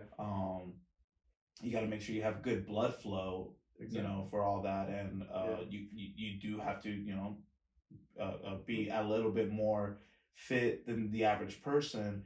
And like you said, there's probably some people who are not in the best shape, and it probably reflects on their driving performance. Yeah. And you have that peak. What is it? Heartbeat for like 3 to 4 hours. You have like 170 to 200 beats per minute. Constant. That constant stress. Yeah. Of like, what's gonna happen? What's gonna happen? You're Yeah, stressing the entire time. Yeah, it's not a chill. No, it's not. They're just making a left turn. Yeah, but like everything needs to be perfect, and I got to worry about other idiots next to me. Exactly. Yeah. You thought Atlanta had bad drivers? It's like, all right, well now you're with better drivers, but close, going really fast. Exactly. Yeah, because I remember kind of having that mindset when I was younger, thinking, well, these are supposedly some of the best drivers, so like why is there people wrecking? Just people hitting each other and being dicks about it. But no, there's so many factors, and which I just learned in talking to you and learning. They're the best in the world. They're not perfect. No. So that's why. And they're going really fast. Yeah. Dude, like in my Corolla, one time I went like kind of like almost 90, and I was just like, man, everything's like kind of sensitive a little bit. And then they'll start shaking a little bit more. Yeah. So then just imagine like, oh yeah, these are souped up cars, but still they're going 200 miles an hour. That's not nothing. It's like, yeah, they're super safe, but you're still gonna feel it. Yeah. I mean, concussions is like a major thing in NASCAR, just from like the impacts of the hits. So it's like, yeah, the cars are super safe, but you're still gonna feel it. Yeah. Damn. It's crazy. But I want to. What's another thing that somebody might, besides the athlete, misconstrued about NASCAR? The simple thing now is just like that they're just making left turns. So, like, kind of with that, like, what do you think of Formula One racing? Okay, so I wasn't into Formula One until like 3 to 4 years ago. Mm-hmm. And it's just a lot more strategy based. Like, there's not a lot of passing. Where you qualify is typically where you finish. There's a lot of dominating. And, I mean, those pit stops are insane. We want to talk about NASCAR pit stops. They're like 11, 12 seconds. Formula One is like 3 seconds. Oh, wow. Yeah, it's insane. So I've enjoyed watching Formula One more now, just because it's another form of motorsports, and I'm just like trying to widen that horizon of like what I watch. So like I've watched endurance racing, I've watched Formula One, I've watched NASCAR, I've watched IndyCar. So I enjoy it. It's a different mindset watching though, because you're focused more on the strategy. But like, yeah, you're enjoying it, but it doesn't beat NASCAR in your eyes. Not to me, no, not to me. I want to look into it, but because I was thinking, again, I was young, that I was like, oh, I think I would like Formula One because there's more turns, it's an obstacle course kind of jazz, and thinking that NASCAR, I was thinking the same mindset with Formula One with NASCAR, that like, oh, if wherever you're placed, that's where wherever you qualify, that's where you're gonna place, kind of deal. It's much more unlikely in NASCAR where you qualify is where you're gonna place. Yeah. Like Chase Elliott qualified on the pole on yesterday. He finished 7th, I believe, and that was after like having a bad car. So he like had to overcome a lot, but it's not a guarantee. I mean, you're there for like, it was 263 laps. You're not gonna lead all of them. So, damn, that's pretty cool. Yeah. If somebody wanted to get into NASCAR, how would they start? Just watch a race or something? Do you mean from a fan perspective? Yeah, or fans. Like actually. No, okay. fans. From a fan perspective, yeah, just watch a race. Yeah. Like you're laying on the couch, you see one on a Sunday or any day of the week, or not every day of the week, but the weekends, Friday, Saturday, Sunday. Do you like, should they just like, all right, pick a car and hope for the best? Pick the car that you think looks the coolest. Yeah. Yeah, and then over time you'll probably grow into like, that's my favorite, or they're not running as well, so you'll pick another one. Maybe the one that wins all the time or something. But you'll end up finding a favorite, and that's usually what happens. I mean, that's happened in Formula One for me. Like Max Verstappen has a really cool Red Bull car, but Lewis Hamilton is my favorite. And I mean, it's a cop out. It's more like a bandwagon because he has like 7 championships. But my brother and I, when we were first getting into Formula One 4 years ago, we were like, let's just pick. Let's just make a decision. And then, so it's like, you'll figure it out. But I wouldn't stress a lot if you're just trying to become a casual fan about it. Yeah. Yeah. All right, man. So I thought it'd be really cool. I did this with Camden, and I was like, all right, I think this would be really fun. Right. To try to play Would You Rather, like near the end. So I got you some cards. I got some cards. All right. It's front and back, but like you could just read whatever. I think this would be really fun. Yeah. Do you want to start it? Yeah, I can start it. This is very interesting. Okay. Yeah. Would you rather sleep under a blanket made of a web full of spiders, or next to a humidifier filled with cat pee?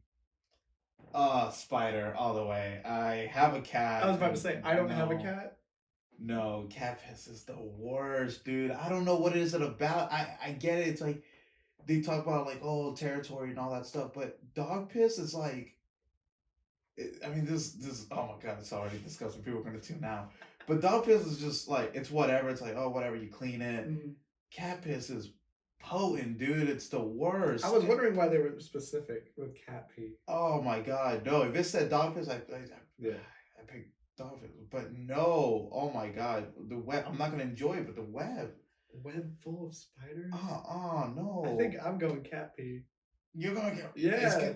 Do you know what it smells? No, like? but that's why. Oh, that's why. So it's also like, what if I like stuff my nose? Because I'm sure it smells bad. Oh my god, it smells bad. Like it's powerful, dude. Yeah. It's the worst. It's so funny. Oh man. Would you rather have your cell phone ring to set an air horn sound, or the phrase "I'm a loser"? I'm a loser. That's the one I would go with. First, everyone would think it's like ironic, hopefully. Yeah. The people that I know would probably be like, yeah, that's ironic. And then they'd be like, there's a little bit of truth in there. And then you just slowly like start trying to break that truth. Maybe like oh wow, the thunder outside. Yeah. But yeah, I don't know. I just use it as like motivation to break. That's good. Yeah. I'm gonna have the air horn. I want to be that asshole. Can you imagine? Like you're at a funeral. You're gonna film. Well, to be fair, mine's not that much great either. You're at a funeral. I'm a loser. Like. Yeah. Just. Sorry guys, I don't want to make it all about me. Oh no, you could probably like play it off as like an Amber Alert. Yeah, probably, yeah. Like, but then the people are gonna be like, "Why I didn't get it?" Like, it's specific to me. I'm a superhero. I got a different app. The mayor's calling me. Yeah, that's what it is. That's your bat call. That's your bat signal. This one's more fun. Belching laughing gas or fart electric guitar solos. Fart electric guitar solo. That's not even like a debate. Bro. Yeah.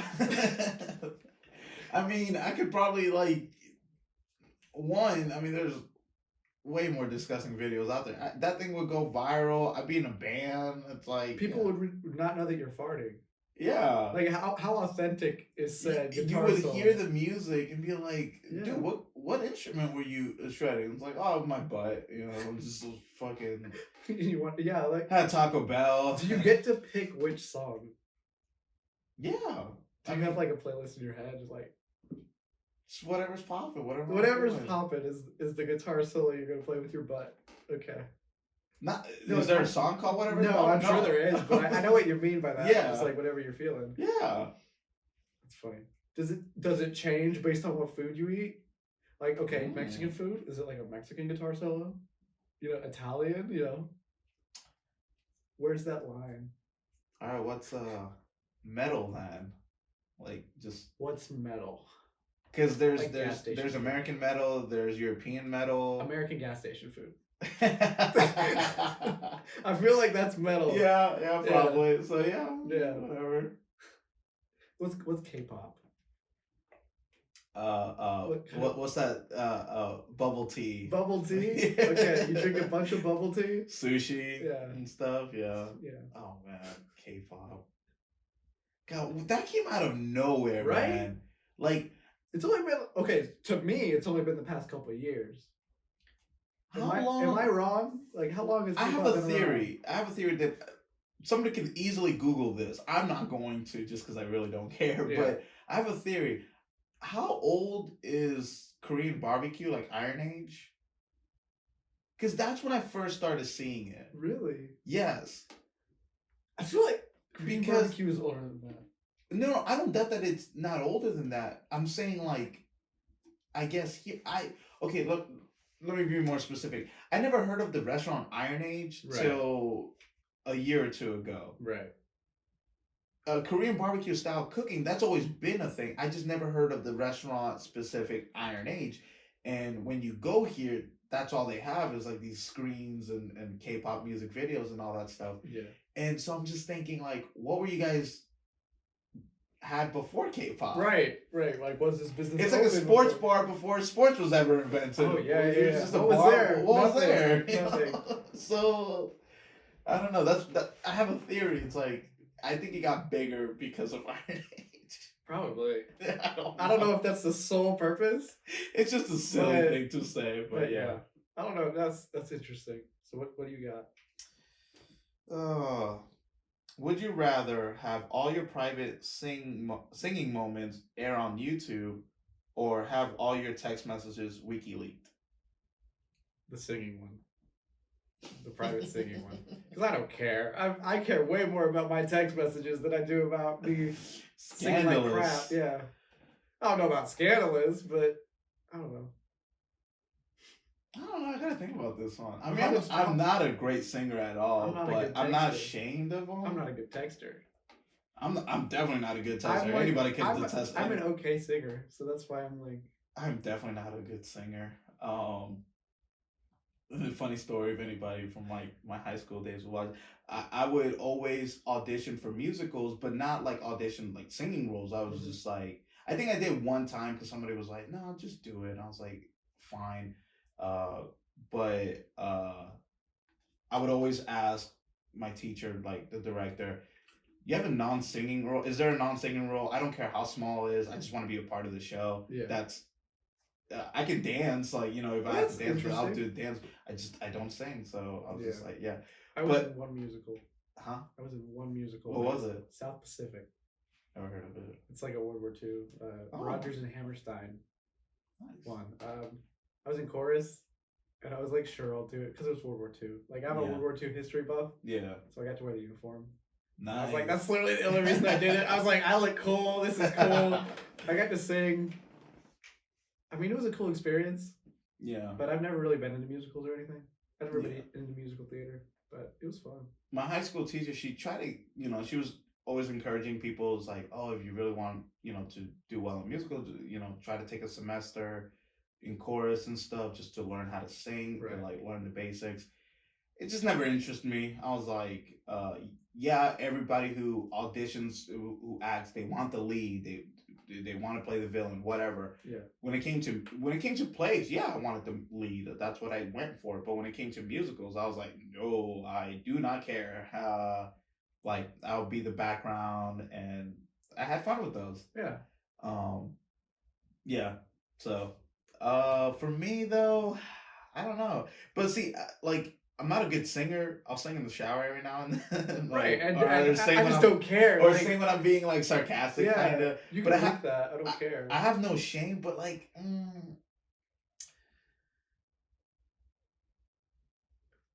I say on YouTube, I say the singing because I think only good things can happen. Like the text, wow, you're amazing. Most people are gonna be like, yeah, you suck. It's like, all right, whatever. I'm cursed, but I get it. The text, there's a Key and Peele skit with the text messaging where they keep misconstruing. Yeah. I hate texting to its bare bones. Like, well, let me simplify or be specific. I hate texting conversations. I don't do that. I'm old school. I love talking on the phone. I'd rather talk on the phone when I'm having a conversation. But if it's depends how much I know you. Yeah, for sure. I'm not gonna just talk to anybody. But especially if I'm with a girl and stuff, like, and I'm trying to get to know them, I'd rather talk on the phone than text. I'll text and then throw my phone across the room and be like, okay, I'm done. Yeah. And I don't want to text a bug. And then they're gonna get mad if you don't reply like right away. Yeah, I just hate texting. I started to figure out how to do sarcastic texting. I always have to put in parentheses. And I do. So I capitalize every other letter. Oh. So it's like, oh. It's like that SpongeBob kind of thing. Yeah. That kind of thing. But I'd have to go with the singing thing. I could care less what's on. In that sense, I could care less what's on YouTube. Me singing poorly is fine. Yeah. I don't care. I mean, my show only gets a couple of views. Like, it's more than a couple views, all right? Only, I know. I can't wait till the day where, if you know, I go viral, like it gets big, I'm still gonna be like, oh yeah, like I only get like 5 views, and be like, dude, you get like way more than you that. get way more than that, and there's like, gonna be that peak. I'm just gonna be humble about that it. That one episode is like, I don't know, hundreds of thousands of views, and then you look at this one, and it'll still be like, I don't know, maybe a couple hundred, maybe a couple hundred. I don't know. We'll see. But okay, I got this one. Have your cell phone ring function set on taser or on explode on the 7th ring. Explode on the 7th ring. I answer really quickly. Oh, okay. Oh, I did not think of it like that. Yeah. I thought like your 7th phone call, you're done. No, but the 7th ring. But that makes more sense. 7th ring. I'm not even gonna let you pick the 7th ring. 7? Why would you want to get tased? Say, you let something ring 7 times, you're supposed to die. Like, like that doesn't make any sense. Can you imagine? Yeah. Like I call you and it's like, man, I really hope I don't kill Alec. Right. Or his phone is just nowhere near like, people. You're on 6 and you start running. Like, oh no. Yeah. Okay, I agree. I'm getting explode. Why would you want to get tased? What if like one day, you know, you're just having heart problems and then you're just like, and then that person killed you? You bring your phone in the shower. Okay, who brings their phone in the shower? Waterproof phones? Who brings? I don't. My question. Who brings their phone in the shower? I don't, but I feel like people do. People, and they're idiots. I'll say right now. Like addicted to their phones, and they're literally like shower like this. Dude, you can you don't have to be near your phone all the fucking time. It's okay. Take a shower. I agree. I mean, I don't do this often, but I pride myself.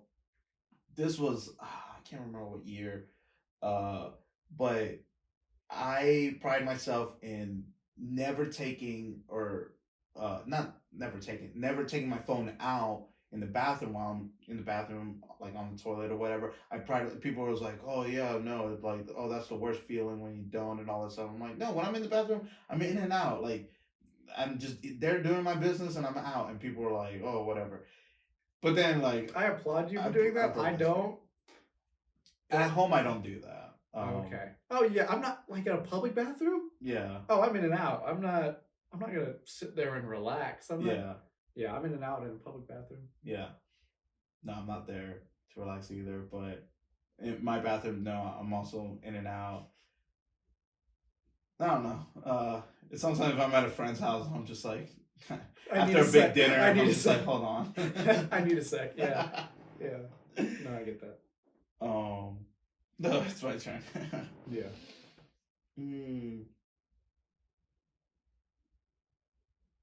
This is weird. Would you rather make the sound of the Bionic Man when straining physically, or make the sound of the Jeopardy theme when straining mentally? Jeopardy theme. That would be so funny.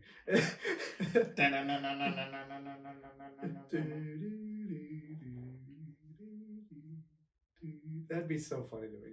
It's Jeopardy, just because you did that as I was kind of thinking. I was like, Jeopardy. Yeah. Like that would. I'm gonna do that now. Like. Yeah. Yeah, I would pick the Jeopardy theme. I would do that, but then never watch Jeopardy. Not that I do anyways, but just because I'd be like, I'm tired of hearing that noise. Yeah, the Bionic Man would be cool though. Now that I think about it, but is it like when they say struggling? What do they mean by that? Like you bend down and you hear your knees crack? Is that struggling? Like, like, or is it like you're trying to lift something heavy? No, straining, so something heavy, yeah. It's still good Jeopardy. I changed my mind. I changed my mind. Because I think more often than I have to use physical force, and I think that will give you enough boost. It's epic. It's like, yeah. Oh, there you go. It's that internal playlist. Yeah. Yeah. So I changed it, that one. Yeah. I don't know. Jeopardy can be pretty motivating. It could. The Jeopardy thing. I feel anxiety. Like, oh yeah. I start freaking out for sure. Yeah. This one's interesting. Get an at-bat in a Major League Baseball game or a small speaking part in a Spielberg movie? Wait, what was the first one? Get an at-bat at a Major League Baseball game. Mm. Or a small speaking part in a Spielberg movie. I have my answer. Spielberg movie. Spielberg movie. Yeah. Because he made my favorite movie, Saving Private Ryan. Nice. And like, if I get to be in another World War II movie, that'd be sick. I would love to be in a World War II movie.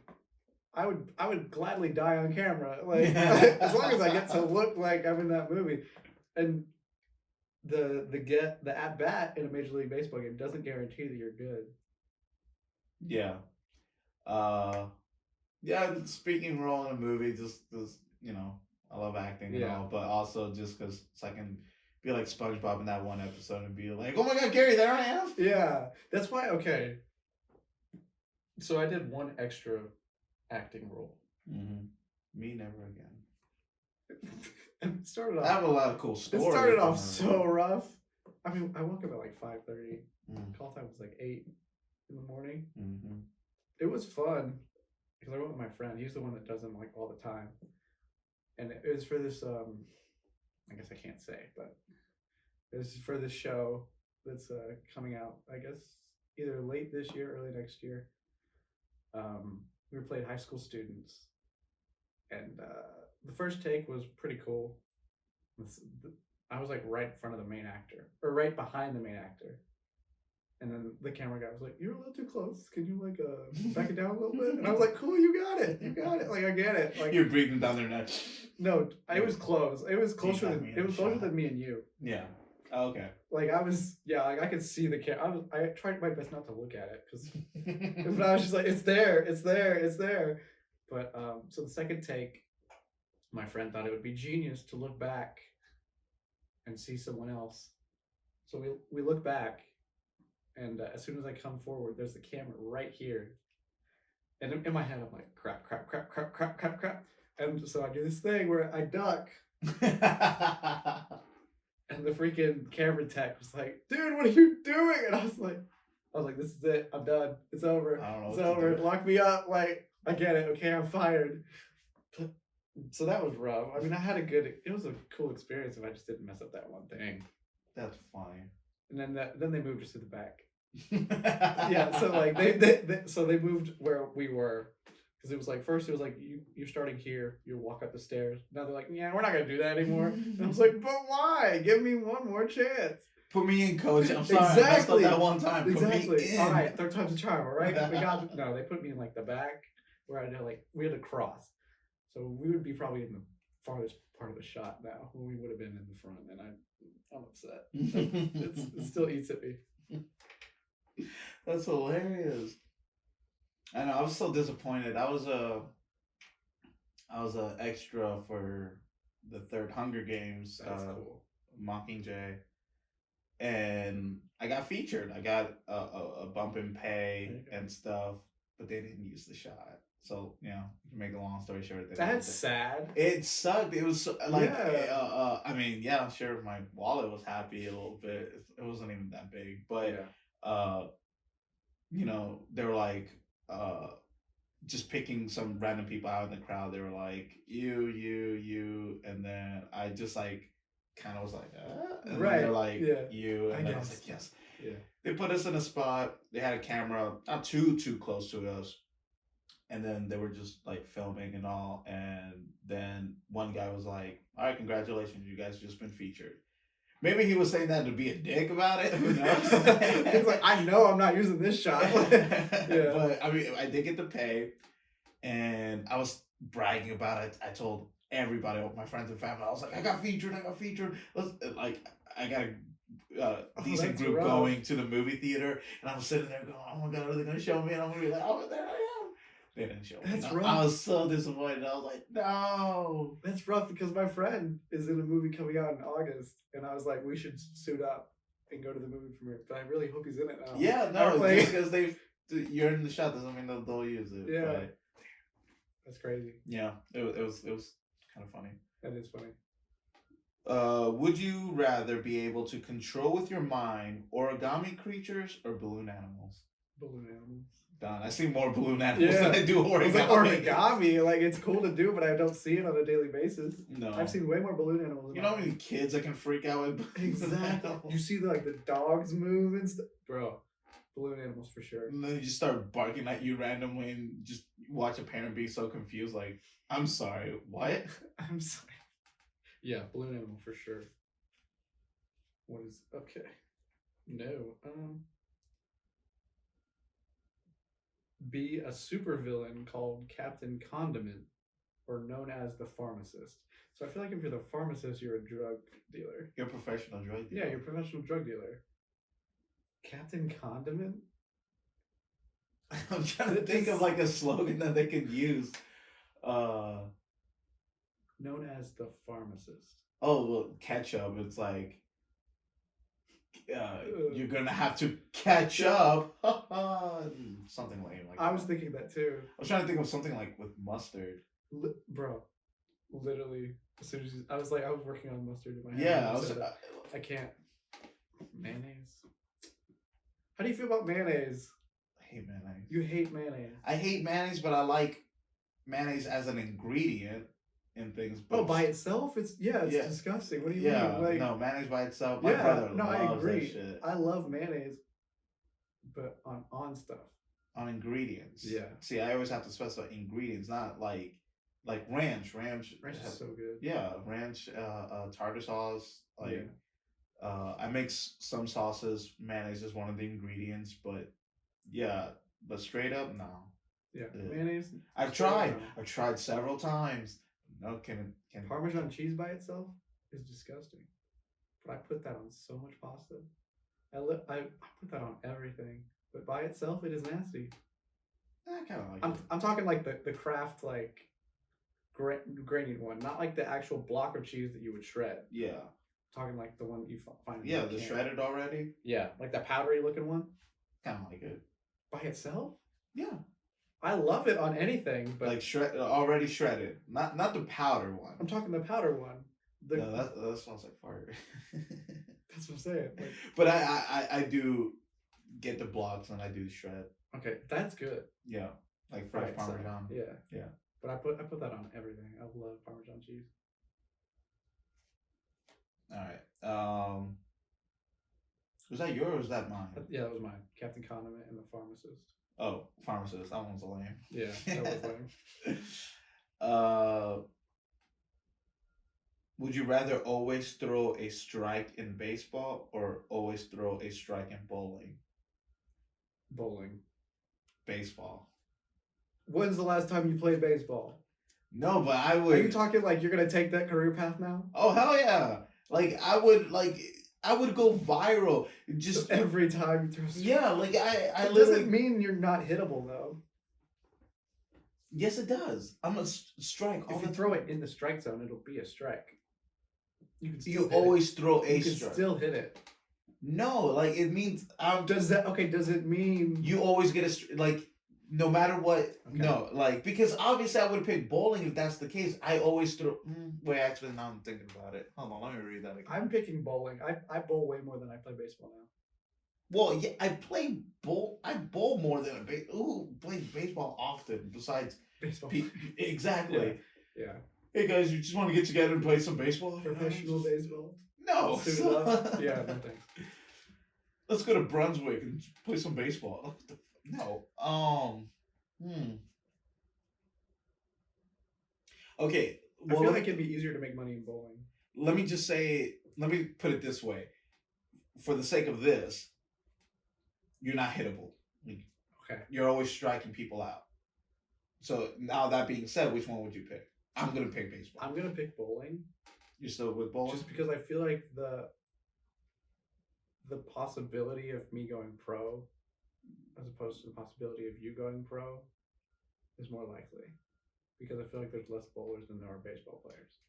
Yes, and I think you would have a better shot because I don't know the specific. I don't know the pathway for bowlers. Yeah. But I'm pretty sure there's not a bunch you don't have obviously don't have to go to school.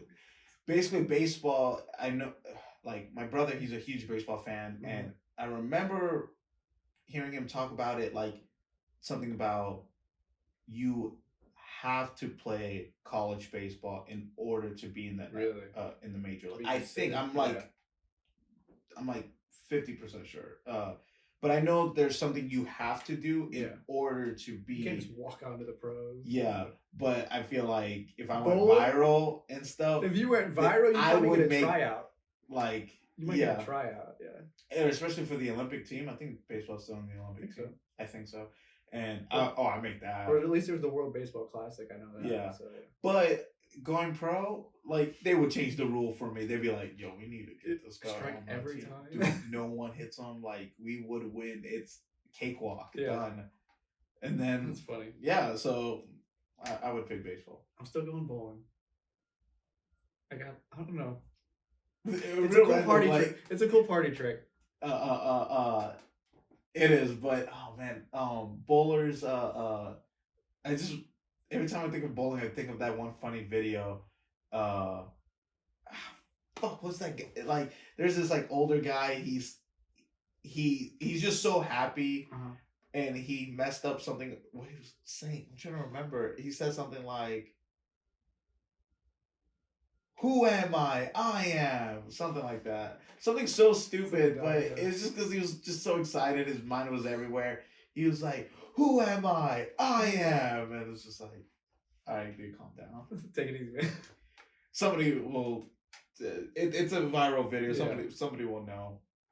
Do you have one more? Let's see. You can flip it over. We'll do one more, and then we'll wrap.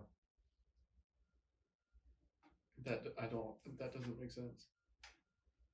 Have your science teacher be Bill Nye the Science Guy, or your art teacher be the Blue Man Group.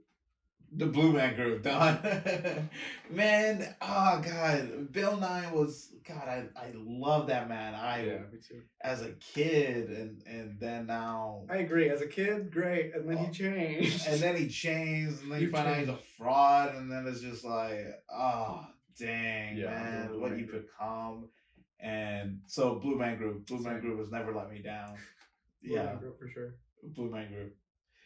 All right, well that was fun. I'm probably gonna do this like a little bit more often. That. Just a like little segment. I literally got it and I was like, hey, this would be fun instead of writing them all down. Yeah. All right, Alek, man, thank you so much. Is there anything you want to plug in? Do you want to?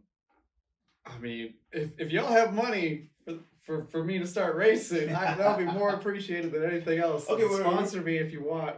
Gladly accepted. Okay, before we end, like, because we were talking about kind of pathways. How is there like a traditional way where somebody tries to become a racer, or like how would somebody try to go about that? So the way that I'm doing it. Okay, I'll try to break it down. So the way that I'm doing it is I've raced iRacing, which is the racing simulator, the most advanced simulator in the world. Mm-hmm. So I'm doing iRacing. I'm doing a couple go-kart races in August, and then so hopefully once I get my PR degree, I want to go to a race team, work for them, either in the PR department or something, and then basically just work my way up into racing. I mean, the way that you do it, I mean, it's money based, clearly. Yeah. But a lot of people start off young. I'm talking like 4 or 5. They race go-karts, then they race legend cars, super late models, and you just slowly build your way up the ranks. But it's very money based and like sponsorship heavy. So I mean, if y'all have any sponsorships, sponsor Alek Chamberlin. He is going to be a great racer. I appreciate that. So yeah, man. No, I can see we got to speak it into existence. Follow me on Twitter and Instagram. It's just my name. That's it. Yeah. So yeah, no, I'll have you text me so I can put the actual handle. Yeah. That's it. But all right, man. That's a wrap. Thank you so much, man. Yeah. Thanks for having me. I know I gotta get a shorter table, but no, it's all right. I kind of like it. It's that stretch. You still have that power struggle. Yeah. All right. Well, that's it. Thank you guys so much. See you.